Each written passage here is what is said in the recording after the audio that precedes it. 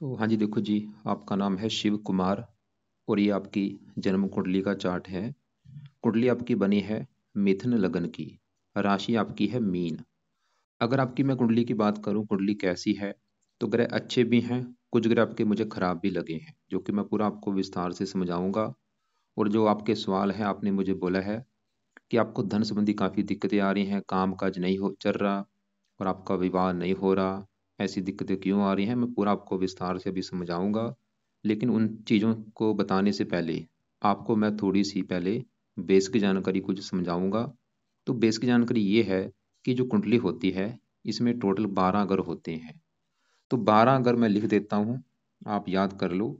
यह है आपका पहला घर, यह है दूसरा घर, तीसरा घर, चौथा, पांचवा, यह है छठा घर, सातवां, आठवां, नौवां घर, 10वां, 11वां और लास्ट वाला 12वां घर। अब ये जो 12 घर हैं, इन घरों से आपके जीवन के बारे में कुछ ना कुछ पता किया जाएगा। जैसे कि ये जो पहला घर है, इस पहले घर से आपका शरीर देखा जाएगा, आपकी हेल्थ, आपका स्वभाव, आपका रंग रूप, आपकी पर्सनैलिटी, सर मस्तक हम पहले घर से देखेंगे। दूसरा घर आपके है धन जोड़ने का घर। तीसरा घर छोटे भाई बहनों का है। चौथा घर आपकी है माता, मकान, वाहन का। पांचवा घर बच्चों का। छठा घर शत्रु रो कर्जा। सातवां घर है आपकी पत्नी का घर। आठवें घर से आपकी उम्र देखी जाएगी। नौवें घर से भाग्य देखेंगे। 10वां घर काम काज का है। 11वां घर है लाभ। और 12वें घर से आपके जो खर्चे हैं वो हम देखेंगे। तो आपने मेरी दो बातें नोट कर लेनी है। पहली बात, जो मैंने 12 घर बोले हैं वो याद कर लो। और दूसरी बात, इन 12 घरों से क्या कुछ देखा जाएगा वो याद कर लो। और अब आप ये देखो कि आपने देखना क्या है, आपका सवाल क्या है वो घर देखो। जैसे कि आपका सवाल है, मान लो आपके भाग्य को लेके कि भाग्य कैसा होगा। तो 12 घरों में जो भाग्य है वो हम 9वें घर से देखते हैं। तो आपका भाग्य हम 9वें घर से देखेंगे और 9वें घर में एक नंबर लिखा जो कि है 11 नंबर। 11 है कुंभ राशि, मालक बना शनि। तो आपका भाग्य हम शनि से देखेंगे। ऐसे ही अगर आपका मान लो सवाल है आपके धन जोड़ने को लेके, तो दूसरा घर है धन जोड़ने का। और दूसरे घर में नंबर है 4। 4 है कर्क राशि, मालक बना चंद्रमा। तो आपका धन जोड़ना हम चंद्रमा से देखेंगे। तो मेरा भाई कहने का मतलब ये है कि जो भी कुछ देखना होता है, हमें कुंडली का वो घर देखना होता है। और घर का जो मालक बना होता है वो मालक हमने देखना होता है। तो अब बात करते हैं भविष्यवाणी की। आपको मोटा मोटा सा बेसिक जानकारी समझ आ चुकी है। तो भविष्यवाणी में देखो जी, सबसे जरूरी क्या है, ये जो 9 ग्रह होते हैं, इन ग्रहों का जो असर है वो हमारे जीवन के ऊपर ज्यादा कब आता है, जब इनकी चलती है दशा। और जो दशा होती है वो दो प्रकार की होती है। एक होती है महादशा, एक अंतरदशा। महादशा बड़ी होती है जो कि आपके ऊपर चली हुई है बुध ग्रह की, जो कि 2010 से चली हुई है। यह भी 9वां महीना 27 में जाके खत्म हो जाएगी। इसका मतलब यह है कि आपके जीवन के ऊपर सबसे बड़ा असर है बुध ग्रह का। और दूसरे नंबर पे आपके ऊपर असर है गुरु ग्रह का, जिसकी चली हुई है अंतरदशा। ये 10वां महीना 22 से चली हुई है और जनवरी 25 में खत्म होगी। तो दूसरे नंबर पे आपके ऊपर असर है गुरु ग्रह का और तीसरे नंबर पे आपके ऊपर असर है शनि की साढ़े का। तो मैंने अभी क्या बोला कि आपके जीवन में जो कुछ आपके साथ हो रहा है उसका बड़ा कारण है बुध की महादशा, दूसरा कारण है ये गुरु की दशा और तीसरा कारण है शनि की साढ़े। अब इन तीनों को देखेंगे। सबसे पहले मैं इस गुरु की बात करता हूँ जिसकी चली हुई है अंतरदशा। ये 10वां महीना 22 है, यानी कि पिछला 1.5 साल हो चुका आपके ऊपर चल रही है गुरु की दशा। अब देखो जी, गुरु का आपके ऊपर असर है। अगर तो आपका गुरु अच्छा है कुंडली में, फिर तो आपको देगा अच्छे फल। मतलब आप समझ लो आपका अच्छा समय चल रहा है अगर गुरु अच्छा है। अगर खराब निकला, आप समझ लो आपका खराब समय चल रहा है। तो अब देखो जी, अगर आप मेरे से पूछते हैं कि गुरु अच्छा है बुरा है, तो गुरु आपका भाई मुझे बड़े लेवल पे खराब लगा है। ये आपको बुरे फल देगा, मतलब आप समझ लो आपका बुरा समय चल रहा है। अब सवाल है कि गुरु क्यों खराब है, तो मैं विस्तार से समझाता हूँ। गुरु आपका यहाँ पे बैठा है कुंडली के छठे घर में। गुरु आपका देखो जी, सबसे बड़ा कारण खराब होने का, ये छठे घर में आके बैठा है। मैंने आपको ये जो 12 घर बोले हैं, ये छठा घर कुंडली का अच्छा घर नहीं होता, क्योंकि छठे घर से देखा जाता है शत्रु, रोग, कर्जा, कोर्ट कचहरी, चोरी, ठगी, विश्वासघात, विघन, बधाएं, ये चीजें छठे घर से देखते हैं। तो गुरु छठे घर में आ चुका है, इसकी वजह से है खराब। इस घर में देखो, खाली गुरु की बात नहीं मैं कर रहा, यहाँ पे अगर आपका सूर्य बैठा होता वो भी खराब हो जाना था, चंद्रमा बैठ जाता वो भी खराब। मतलब ये घर ही ऐसा है। ये घर में जो भी ग्रह बैठ जाएगा वो अच्छे फल नहीं देगा। तो गुरु देखो जी, पहला कारण खराब होने का कि ये है छठे घर में बैठा। दूसरा कारण इसके ऊपर पड़ रही है मंगल की दृष्टि। मंगल एक क्रूर ग्रह है, इस कुंडली में मंगल है अति मार्किश। तो मार्किश ग्रह की इसके ऊपर पड़ रही है दृष्टि। दूसरा कारण ये। अब सवाल है कि गुरु आपको बुरे फल देगा क्या? बुरे फल ही गुरु ये देगा कि गुरु जिन घरों का है मालक, उन घरों को लेके आपको दिक्कतें पैदा कर देगा। मतलब इस गुरु के, इस कुंडली में दो घर हैं अपने। वो कौन से हैं? एक तो गुरु आपकी कुंडली के इस घर का मालक है सातवें घर का, और सातवां घर है आपकी पत्नी का घर। और अगर आपकी पत्नी का सुख देखना है, सातवां घर देखा जाएगा, और सातवें घर में नंबर है 9। 9 है धनु राशि, मालक बना गुरु। जो कि मैंने पहले फार्मूला समझाया, घर का मालक देखना है। पत्नी के लिए सातवां घर, सातवें घर का मालक गुरु को देखना पड़ेगा। और वो कहाँ बैठा है? छठे घर में। छठा घर किसका है? शत्रु, रोग, कर्जे का घर। सातवें घर से बैठा है 12वें घर में, मतलब सातवें घर की हानि कर रहा है। मतलब गुरु एक खराब योग लेके बैठा है, जिसे कहते हैं विवाह भंग योग, क्योंकि सातवां घर विवाह का है, विवाह भंग योग बना है। गुरु ये दिखा रहा है कि भाई आपका जो विवाह है वो देरी से होगा। और अगर आपका विवाह हो भी गया तो आपकी पत्नी से बनेगी नहीं। पत्नी से लड़ाई झगड़े होते रहेंगे, यहाँ तक आपकी पत्नी बीमार भी होगी। क्योंकि छठा घर किसका है? शत्रु। मतलब पत्नी चलेगी शत्रु घर में, पत्नी शत्रु जैसा व्यवहार करेगी। या पत्नी चलेगी रोग के घर में, क्योंकि छठा घर रोग का भी है। मतलब गुरु आपको पत्नी संबंधी दिक्कतें पैदा करेगा कोई ना कोई, जहाँ तो पत्नी बीमार होगी या पत्नी से बनेगी नहीं, लड़ाई झगड़े होते रहेंगे, या विवाह में बोझ देरी कर देगा। और गुरु एक और घर का मालक है, गुरु इस कुंडली के इस 10वें घर का भी मालक है। और ये जो 10वां घर है भाई, ये 10वें घर से चार चीजें देखी जाती है। 10वां घर आपके है काम काज का घर, पिता का घर, सरकार, मान प्रतिष्ठा, ये चीजें 10वें घर से देखेंगे। और 10वें घर का जो मालक है, 10वें घर में लिखा है 12, 12 है मीन राशि, मालक बना गुरु। तो 10वें घर की चीजें हम गुरु से देखेंगे, जो कि छठे घर में चला गया राजभंग योग बना। गुरु ये दिखा रहा है कि आपको काम काज में दिक्कतें पैदा करेगा बड़े लेवल पे। आपको सरकारी कामों में दिक्कतें पैदा कर देगा, पिता संबंधी दिक्कतें कर देगा पैदा, पिता से मनमुटाव या पिता का बीमार होना, मान प्रतिष्ठा में कमी कर देगा। और गुरु छठे घर को भी एक्टिवेट कर रहा है। अभी जो गुरु की दशा चली है, छठे घर को एक्टिवेट करने से क्या होगा? छठा घर किसका है? रोग। ये गुरु आपको रोगी बनाएगा, बीमार कर देगा। गुरु के जो रोग हैं आपको हो सकते हैं। छठा घर कर्जे का आपको कर्जदार बना देगा। छठा घर शत्रु का आपके शत्रु बढ़ा देगा। और गुरु जिन चीजों का कारक होता है कुंडली में, गुरु किसका कारक है? धन का कारक होता है, धन संबंधी दिक्कतें। ये देखो जी, कई चीजों का कारक है। मतलब गुरु इस कुंडली में, इसको केंद्र अधिपति दोष भी लगा हुआ है। दो केंद्रों का स्वामी है, छठे घर में चला गया। और ऊपर से पापी मंगल क्रूर ग्रह है इस कुंडली में। मंगल है मार्किश। अब एक पेन लो, एक कॉपी लो, उसमें लिख लो कि अगर आपने गुरु ग्रह को सही कर लिया तो जीवन में फायदे क्या आपको होंगे। नीचे आंसर में लिख लो, सबसे बड़ा फायदा गुरु को सही करने से ये होगा कि गुरु आपकी है पत्नी के घर का मालक। आपके जो विवाह में देरी हो रही है वो गुरु की वजह से हो रही है, तो गुरु को सही करने से विवाह में देरी नहीं होगी, विवाह जल्दी आपका हो जाएगा। और बल्कि आपको पत्नी में अच्छी मिलेगी, पत्नी से लड़ाई झगड़े नहीं होंगे। गुरु को सही करने से दूसरा फायदा, आपके काम काज की दिक्कतें आपको नहीं आएंगी, क्योंकि वो दिक्कतें भी इसकी वजह से आ रही हैं। पिता संबंधी दिक्कतें नहीं आएंगी, मान प्रतिष्ठा में कमी होगी होगी नहीं होगी। आप बीमारियों से बचेंगे, आप कर्जे से बचेंगे, आप दुश्मनों से बचेंगे, आपको कोर्ट के जरिए चक्कर नहीं लगाने पड़ेंगे। कई फायदे होंगे। और अभी जो गुरु का आपके ऊपर असर भी है, वो दशा भी अच्छी जाएगी, क्योंकि अभी भी साल की दशा पड़ी है। तो आपके लिए सबसे देखो जी जरूरी उपाय है गुरु के। अब सवाल है कि इसके उपाय क्या है? 5-6 उपाय मैं बताने वाला हूँ, क्योंकि उपाय आपको ज्यादा करने पड़ेंगे, क्योंकि खराब ज्यादा है। तो पहला उपाय है, आप इसके मंत्रों को पूरा करो, जो कि है 19,000। ये संकल्प लेना है आपने, जैसे कि आज है मंडे, अभी जो बृहस्पतिवार आएगा, बृहस्पतिवार को संकल्प लेना है सुबह के टाइम। सुबह का संकल्प कैसे लेना? आप ये बोलना कि हे गुरु देवता जी, मेरा नाम शिव कुमार है, मेरी जाति यह है, गोत्र यह है। आपकी मेरे ऊपर चल रही है अंतरदशा, और आप मेरी कुंडली के 7वें घर के हैं मालक, जो कि है पत्नी का घर। और मेरा अभी तक विवाह नहीं हो रहा। मैं चाहता हूँ मेरा जल्दी जल्दी विवाह हो जाए और पत्नी भी अच्छी मिले। दूसरा, आप मेरे 10वें घर के भी मालक है, जो कि काम काज का घर है। मेरे काम काज में बहुत सारी दिक्कतें आ रही हैं, और मैं चाहता हूँ मेरी धन की स्थिति अच्छी हो। मतलब गुरु देवता जी, जो भी आपके बुरे फल मुझे मिल रहे हैं वो प्लीज मुझे ना मिले। इसलिए आपको मैं प्रसन्न करने के लिए आपके जो मंत्रों की संख्या 19,000 है वो पूरी करने जा रहा हूँ। तो इस प्रकार आप ये 19,000 मंत्र पूरे कर लो। मंत्र आप चाहे 11 दिन में पूरे कर लेना, चाहे 21 दिन में, चाहे 40 दिन में, चाहे आपके 2 महीने भी लग जाए, कोई बात नहीं। मंत्र पूरे करने हैं। मंत्र पूरे करने के बाद क्या करना? छोड़ देना। फिर आपने दूसरा जो उपाय करना है वो है गुरु कवच का पाठ।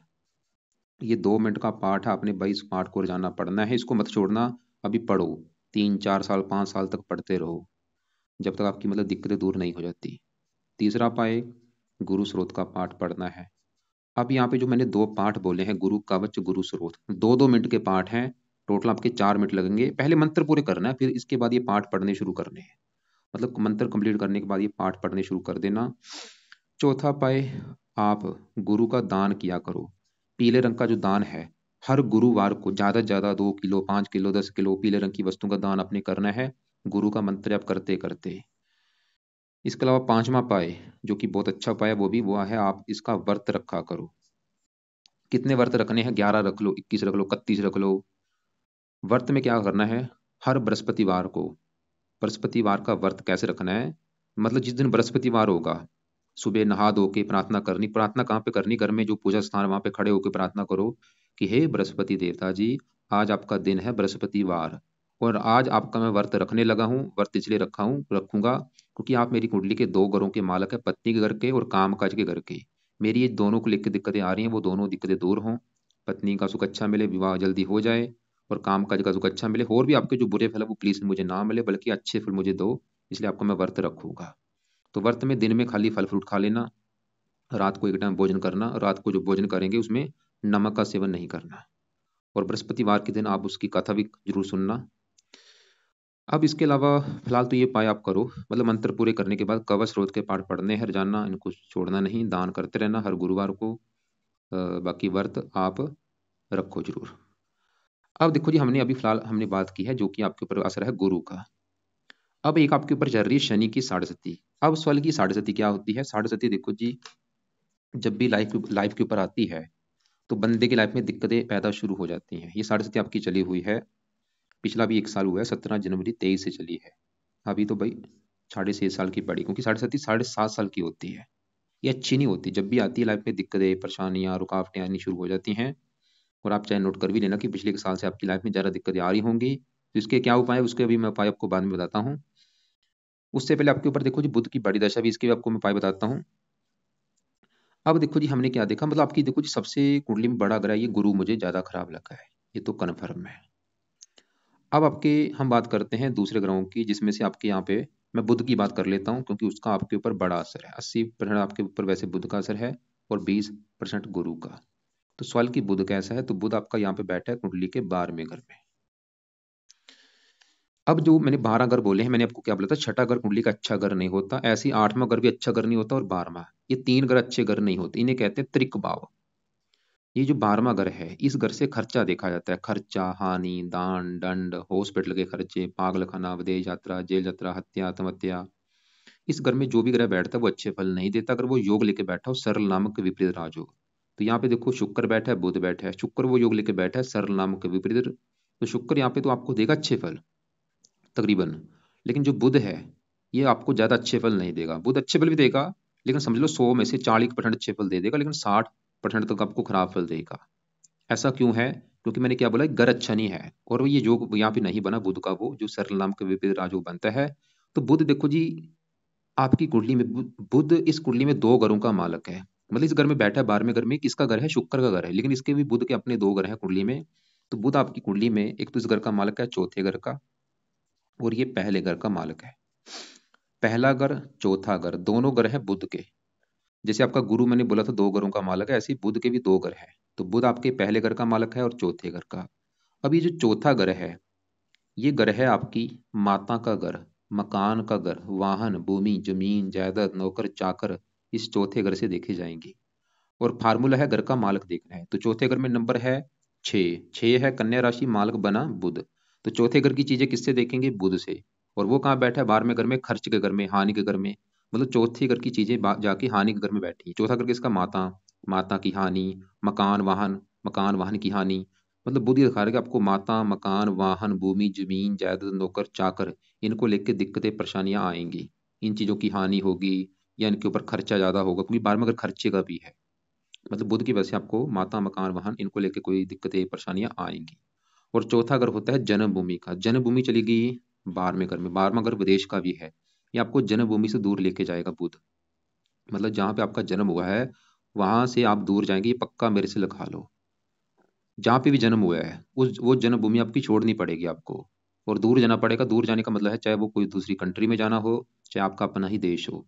और जितना दूर जाएंगे आपको फायदा भी होगा, बुध ये दिखा रहा है। और बुध आपकी कुंडली के इस घर का भी मालक है, पहले घर का।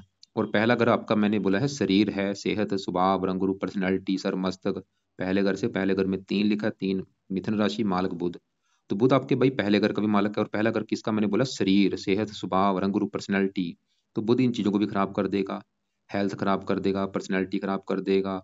लग्नेश भी है बुध, लगन दोष भी बना है, लाइफ में स्ट्रगल कराएगा, दिक्कतें, परेशानियां, रुकावटें, खर्चे बढ़ा देगा। बुध बिजनेस का भी कारक है, बिजनेस में भी दिक्कतें, और इसको भी केंद्र अधिपति दोष लगता है, 12वें घर में चला गया। अगर इसी इन घरों में होता फिर तो अच्छा था।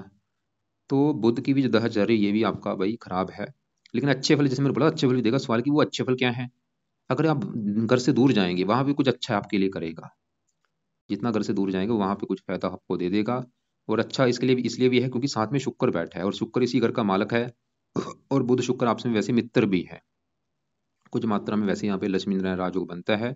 लेकिन लक्ष्मी नारायण राजयोग जो बनता है उसका फायदा ये होता है बंदे धनी होते हैं।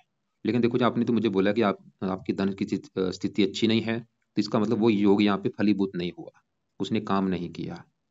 तो करना क्या है, मतलब अगर आप बुध के उपाय करते हैं, बुध की हजारों दिक्कतें दूर हो जाएंगी। बुध को सही कर लिया, हेल्थ अच्छी रहेगी, लाइफ में स्ट्रगल नहीं करना पड़ेगा, मेहनत का फल मिलेगा, मकान का सुख मिलेगा, वाहन, भूमि, जमीन, जायदाद, इनका सुख मिलेगा, बिजनेस के लिए अच्छा है। तो अब बुध के जो उपाय हैं वो भी आप लिख लो। और बुध के जो उपाय हैं वो आपने करने हैं रात के समय। ये जो गुरु के मैंने उपाय बोले थे ये तो है सुबह के टाइम, बुध का जो उपाय है वो रात के समय है। तो बुध का जो पहला उपाय है वो है आप बुध कवच का पाठ रात के समय पढ़ा करो। रोजाना पढ़ना है जब तक ये बुध की दशा है आपकी स्थायी तक। दूसरा उपाय, बुध स्रोत का पाठ पढ़ा करो। 2 पाठ है, दोनों पढ़ लिया करो, चाहे इनको ऑडियो लगा के सुन लिया करो। और अगर सुनेंगे भी तो पूरे देखो जी चौंकड़ी मार के बैठ के सुनना है, पूरी भावना लेके। ज्यादा ज्यादा ही सुनने हैं, मतलब एक एक बार सुन लिया दोबारा फिर सुन लो, दोबारा फिर सुन लो, ऐसे सुना करो ज्यादा से ज्यादा। इसके अलावा आप बुध के देवता गणेश जी हैं उसकी भी पूजा उपासना कर सकते हैं, वो भी आप लिख लो। गणेश जी के मंदिर जा सकते हैं, खासकर बुधवार को तो जरूर जाया करो। और वैसे इसके काफी उपाय हैं, लेकिन उपाय क्योंकि ज्यादा हो जाएंगे इसलिए मैं कोशिश कर रहा हूँ कम से कम आपको बताने की। तो दोनों पाठ आपने पढ़ने हैं ज्यादा से ज्यादा जब तक दशा है। तो हमने क्या देखा कि आपके जीवन को बड़ा असर बुध का है, वो आपका लग्नेश है, अच्छा नहीं है।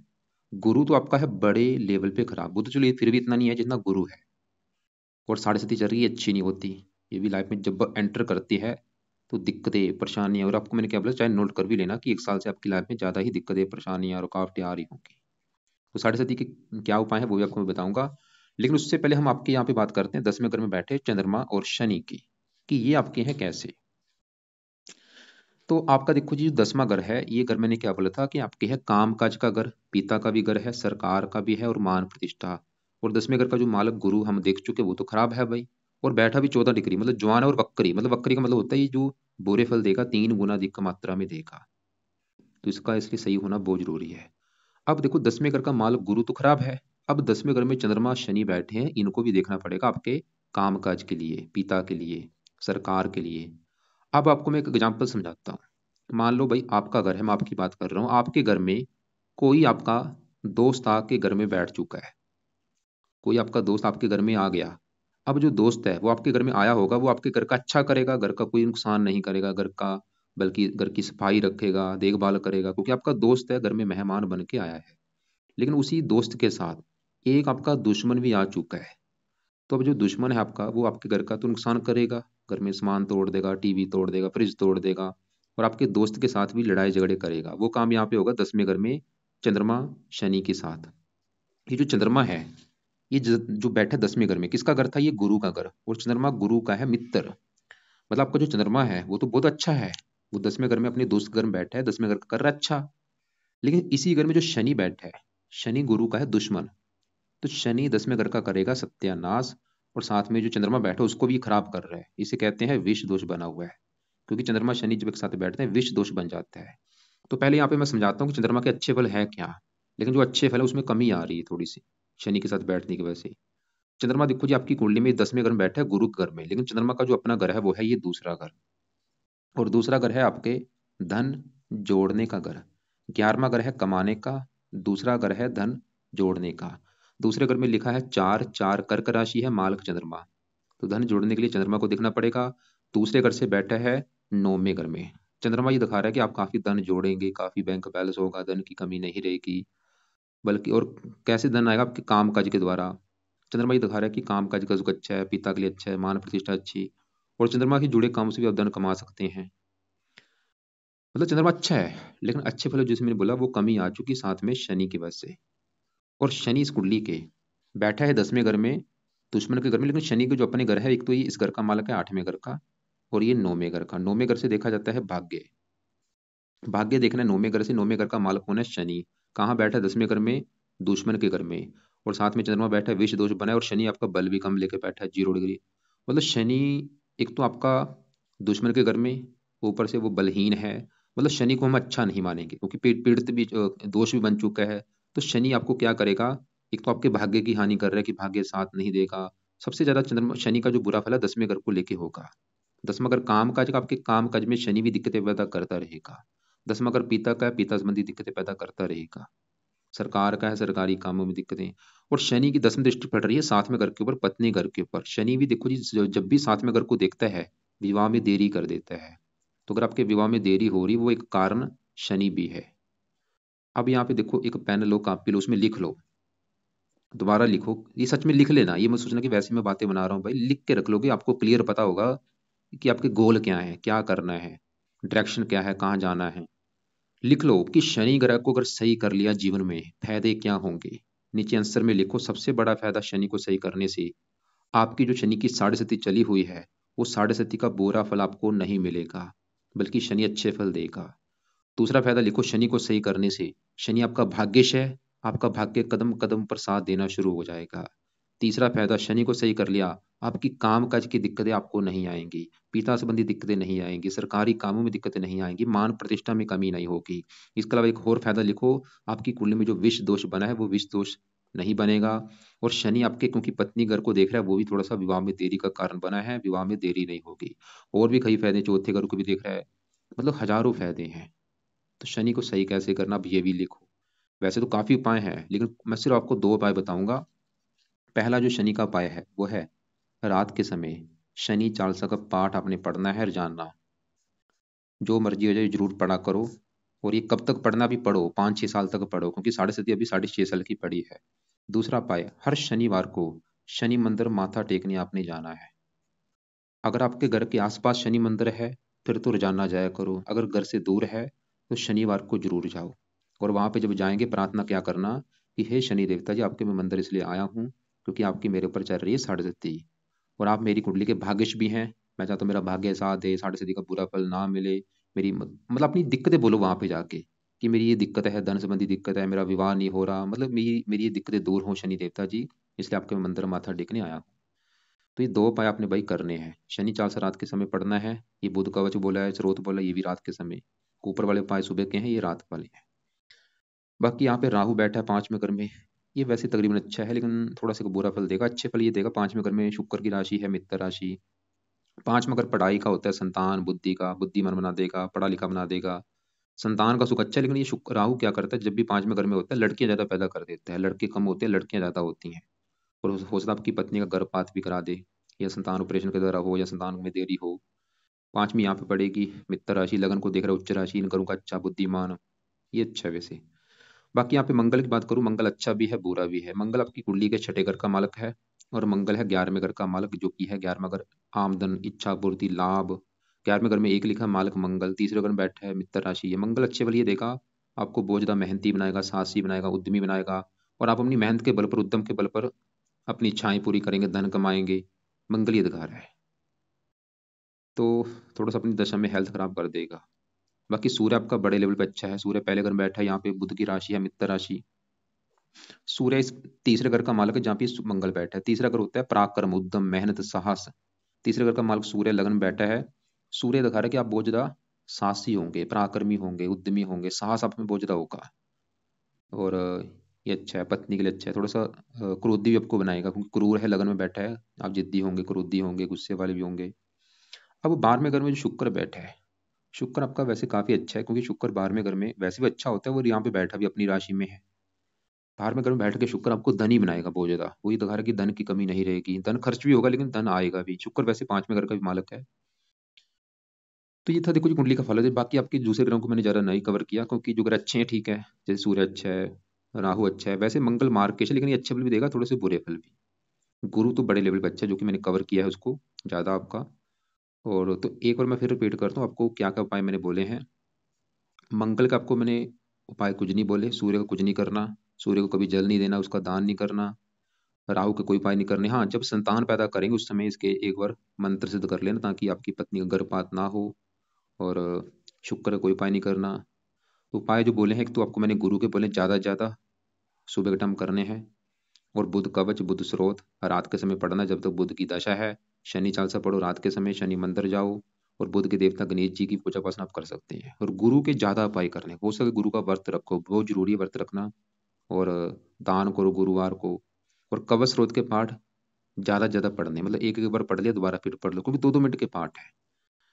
तो ये था देखो जी कुंडली का फलादेश। एक काम आपने और करना है, वो है ये जो चंद्रमा है तो अच्छा, लेकिन मैंने बोला था शनि से थोड़ा सा पीड़ित है। तो चंद्रमा का भी आपने सुबह के टाइम मंत्र करना है, जो कि है ओम सोम समाय नमः। मतलब चंद्रमा का मंत्र जो है, मैंने चंद्रमा का कोई आपको पाठ नहीं बोला। देखो जो चीज बोली है, अगर मंत्र बोला है तो मंत्र करना है, पाठ बोला है पाठ बोला, अपनी मर्जी से मत करना। तो चंद्रमा का मंत्र आपने चाहे 1 माला, चाहे 2 माला, 3 माला करना है सुबह के टाइम। कब तक करना है, करो अभी, 2 साल, 5 साल, 10 साल तक, क्योंकि ये धन का मालक है, धन बढ़ना शुरू हो जाएगा। और देखो जी, आपका जो सवाल है विवाह को लेके, विवाह संबंधी दिक्कतें आने के बड़ा कारण है गुरु। समझ लो 80% कारण गुरु है, थोड़ा सा कारण है शनि की दृष्टि। और एक आपकी जो निवास कुंडली होती है उसमें उसको भी देखना पड़ता है, उसमें 7वें घर में आपका मंगल बैठा हुआ है। तो थोड़ा सा निवास कुंडली, मंगल भी एक कारण है। तो मंगल के लिए क्या करो, मंगल के देवता है हनुमान जी। तो आप हर मंगलवार को हनुमान जी के मंदिर जाया करो माथा टेकने।